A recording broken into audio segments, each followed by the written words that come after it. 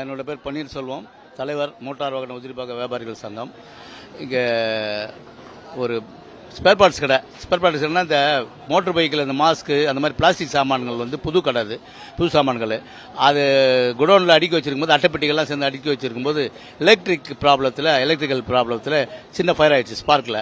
அது தீயணைப்பு வந்து அணைச்சிட்ருக்காங்க. கட்டுக்குள் வந்துருச்சு.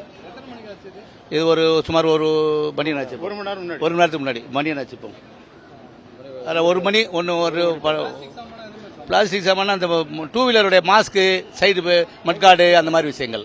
அதோட புதுசு மட்காடு ஐட்டம். பஸ்ஸில் செகண்ட் ஃப்ளோரில் ஆச்சு. அப்புறம் அதை கட்டுப்படுத்திட்டாங்க செகண்ட் ஃப்ளோரில். அது குடோனில் அதை கட்டுப்படுத்திட்டாங்க. என் பேர் பன்னீர்செல்வம். நான் மோட்டார் வாகன உதிரி வாகன வியாபாரிகள் முன்னேற்ற சங்கத்துடைய செக்ரட்டரி. இன்னைக்கு மதியானம் சுமார் ஒரு மணி போல இந்த 26/26 நம்பர் டோர் நம்பரு, அதில் செகண்ட் ஃப்ளோரில் மேலே வச்சிருந்த ஒரு குடோனு.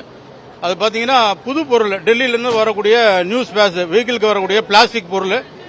அந்த எலக்ட்ரிக் ஒயருடைய ஷார்ட்டேஜால் ஃபயர் ஆயிடுச்சு. இமீடியட்டாக ஃபயர் டிபார்ட்மெண்ட்டுக்கு நாங்கள் கால் பண்ணோம். ஒரு 3 வண்டி வந்து இப்போ அணைச்சி கிட்டத்தட்ட அதை கட்டுக்குள்ளே கொண்டு வந்துட்டாங்க. இன்னொரு 10 நிமிஷத்தில் அது தீயை அணைச்சிருவாங்க. கிட்டத்தட்ட ஒரு 1 லட்ச ரூபாய்க்கு மேலே மதிப்புள்ள ஒரு பொருள்கள் மேலே இருந்தது.